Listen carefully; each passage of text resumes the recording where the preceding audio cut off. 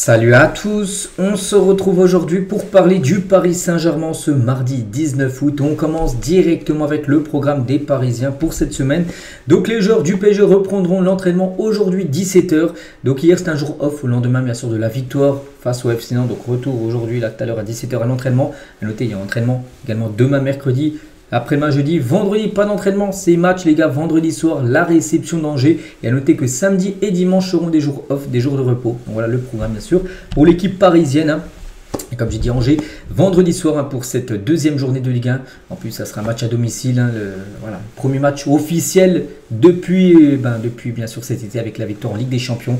On pense que l'ambiance bien sûr sera magnifique. Et après après le 22 les gars, donc le 30, il y aura ce déplacement à Toulouse. Puis après ça sera déjà la trêve internationale, bien sûr pour beaucoup de Parisiens.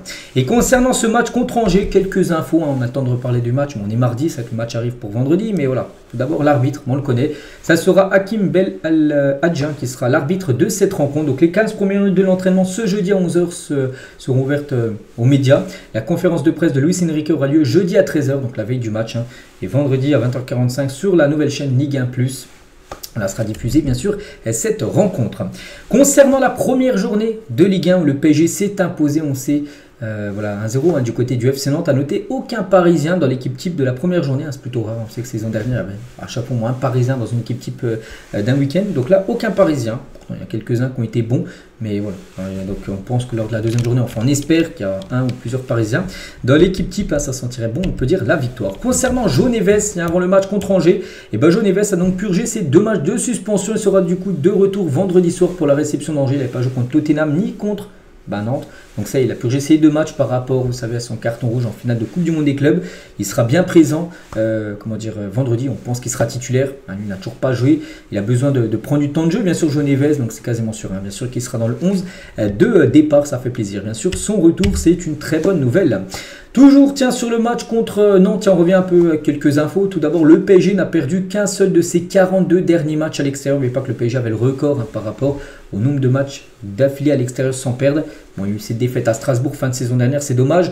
Donc du coup, seulement une défaite à l'extérieur sur les 42 derniers matchs en championnat, bien sûr. Donc 32 victoires, 9 nuls et une défaite seulement. Donc le PSG a lancé aussi sa saison de Ligue 1 par une victoire pour la 9e fois lors des 11 derniers exercices.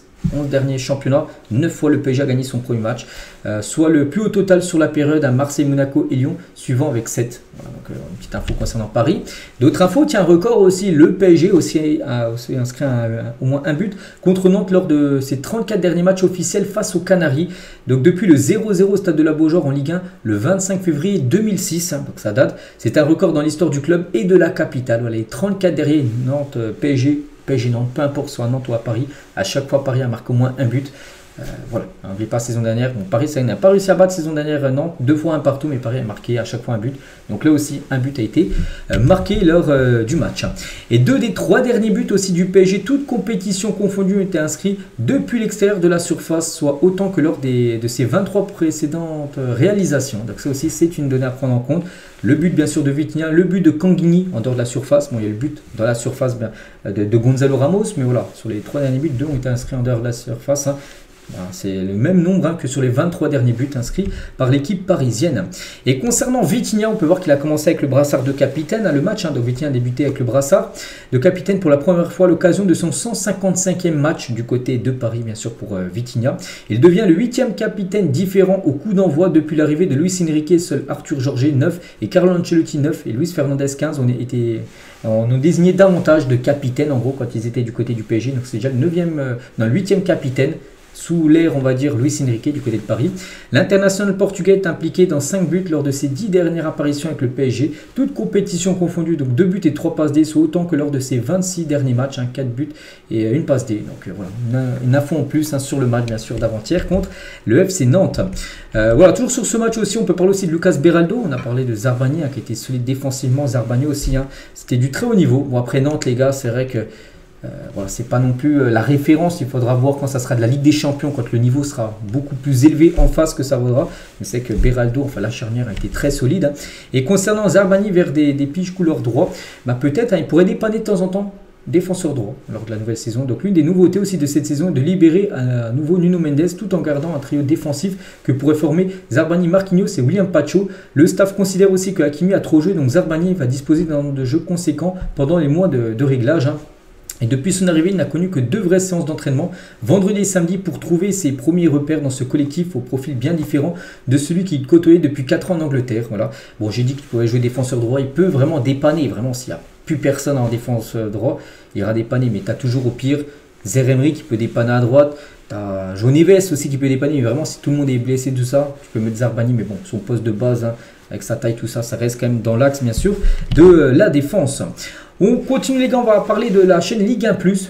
Vous êtes certainement abonné si vous avez eu le match bien sûr du PSG, hein, c'était Nantes, enfin il était gratuit le match parce que c'était un week-end de lancement, mais lors de la deuxième journée, tiens, ce PSG Angers sera sur la chaîne Ligue 1+, mais là ça sera plus gratuit, hein, il faudra s'abonner bien sûr. En tout cas, départ canon, hein, la chaîne Ligue 1+, totalise déjà plus de 600 000 abonnés, c'est énorme. L'objectif est d'atteindre le million d'abonnés à la fin de la saison. L'an dernier, DAZN avait atteint le cap des 500 000 abonnés qu'en janvier, on se souvient avec DAZN, ils avaient mis des prix énormes, avec personne ne voulait s'abonner. Enfin, 500 000 personnes, mais en janvier. Donc là, la chaîne Ligue 1+, c'est déjà 600 000 abonnés, alors que ça fait seulement 4 jours qu'elle est ouverte. Elle a été ouverte pour le match d'ouverture vendredi dernier. Et le match de ce dimanche entre le Nantes et le PSG a notamment été un grand succès. Voilà, pour la chaîne Ligue 1+, 400 000 personnes étaient inscrites pour cette rencontre diffusée gratuitement pour que les téléspectateurs prennent goût au programme. Voilà, bon, c'est une grande réussite. Tant mieux bien sûr parce que sur la chaîne Ligue 1+, c'est où le PSG sera quasiment diffusé toute la saison pour les matchs bien sûr de Ligue 1. On continue cette fois-ci avec Luis Enrique, a avoué par 2 fois qu'il souhaitait modifier certains détails dans son équipe pour lui permettre d'être encore surprenante pour les adversaires. Donc d'abord le changement du gardien est. Donc pour l'instant la modification la plus spectaculaire parmi les champions d'Europe, c'est vrai. Tu as ton équipe saison dernière qui a roulé sur l'Europe et tu changes ton gardien. Alors que le gardien était très bon. Il a été élu comme meilleur gardien de la Ligue des Champions, tu le changes. Donc là déjà c'est quelque chose de très surprenant. Voilà, ça on va pas se mentir. Individuellement aussi le reste du changement souhaité peut venir de 2 sources. Des jeunes qui changeraient de dimension. Luis Enrique est toujours enclin à s'intéresser à 2 profils avant la fin du mercato. Un arrière droit, pour faire souffler bien sûr Hakimi, et un ailier gauche incapable de jouer faux pied sur le côté droit. Voilà, on voit un joueur en gros pour jouer ailier droit tout simplement, qui serait un gaucher. Donc à court terme, il n'est pas question de voir l'équipe évoluer autrement que dans le 4-3-3 mis en place depuis 2 ans. Voilà, le 4-3-3 maintenant c'est le dispositif de base. Même s'il avait essayé quelques dispos quand il est arrivé, on se souvient de Luis Enrique. Un coup il a même essayé un 4-2-4, souvenez-vous, un match à Newcastle, il a mis 4 attaquants. Il n'y avait pas de milieu, c'était un problème voilà, énorme. Donc maintenant on sait que c'est le 4-3-3 qui marche le mieux du côté du PSG. À Paris a gagné la Ligue des Champions en 4-3-3. Ça sera le dispositif encore de cette saison. Les arrivées de Zarbani Chevalier peuvent amener les Parisiens à changer certains circuits de passe par exemple. Chevalier doit aussi permettre à ses coéquipiers d'évoluer un peu plus haut sur le terrain avec une gestion de la profondeur différente par rapport à Donnarumma. Et aussi des tirs depuis l'extérieur de la surface. Il veut voilà, quelques modifications pour surprendre les adversaires et tous ces points sont des volontés en gros de Luis Enrique sur cette nouvelle saison. Et des tirs depuis l'extérieur de la surface, c'est une modification, c'est vrai. Regardez, sur comme je dis, les 3 derniers buts, 2 buts ont été inscrits en dehors de la surface de réparation. Les plus gros budgets de Ligue 1 cette saison, bon, sans surprise, le Paris Saint-Germain est bien sûr en tête. 850 millions de budget, donc loin devant Marseille, Monaco, le Paris FC qui promue, tiens, les voisins, ils ont comme 130 millions de budget, c'est pas mal. Donc le PSG est quand même 34 fois plus riche que l'équipe du Havre. Voilà, le Havre, c'est 25 millions, le budget, le PSG c'est 850. Voilà, après, il y a des équipes qui ont beaucoup d'argent, bien sûr, mais après, voilà, des fois au classement, ils sont loin, bien sûr, comme des fois l'Olympique de Marseille, pour prendre eux, des fois, ils sont souvent en 2e position au budget, et des fois ils finissent 5-6e du classement. Donc voilà, ça veut rien dire, bien sûr, le PSG est premier au budget, et souvent premier de la Ligue 1. On va parler, tiens, de quelques indésirables, de ces joueurs qui, en gros, que le PSG cherchera à vendre. Ilyes Ousni, c'est qu'on parle très peu de ce joueur, on parle beaucoup des fois voilà, des autres joueurs comme Randal Kolo Muani, Carlos Soler, tous ces joueurs, Marco Asensio que le PSG cherche à vendre. Mais lui, les gars, il pourrait filer au Red Star en Ligue 2. Donc le Red Star est intéressé par Ousni. Le club francilien aimerait l'obtenir en prêt. Le joueur est sous contrat avec le PSG encore pendant 1 an, voilà, jusqu'en juin 2026. C'est pour ça que si une petite offre du Red Star arrive, le PSG pourrait le vendre ou peut-être le prêter. On ne sait pas ce sera quoi la meilleure formule. Et concernant aussi Ismaël Garbi, a des envies d'ailleurs actuellement sous contrat avec Braga. Le jeune Parisien suscite l'intérêt en Espagne, Belgique et en Écosse. A noter qu'en cas de vente, le PSG récupérera 50% de l'indemnité de transfert. Voilà, c'est un pourcentage qu'ils avaient mis quand il avait vendu. Enfin, il avait vendu à Braga, mais en gardant 50% des droits du joueur. Donc voilà, s'il part en Espagne, j'en sais rien, pour 5 millions d'euros, le PSG récupérera la moitié de la somme. Hein. Notez que le joueur souhaite aussi représenter maintenant la Tunisie. De base, il était la nationalité française sportive. Hein. Donc là, il aimerait maintenant avoir la nationalité sportive tunisienne. Luis Campos a mis le jeune Khalil Ayari, qui est un joueur tunisien, il est un tout jeune joueur. Hein. Jeune international tunisien de 20 ans, laissé avec le groupe espoir du PSG. Strasbourg a manifesté un intérêt. Rennes et Nice se battent pour le recruter. Luis Campos a prolongé sa période d'essai et s'est rendu en personne pour voir ses performances. Hein. C'est vrai que c'est un tout jeune joueur, mais là pour l'équipe, on va dire, réserve le groupe espoir. Voilà, donc c'est un joueur qui pourra intégrer bien sûr à ce groupe. Hein.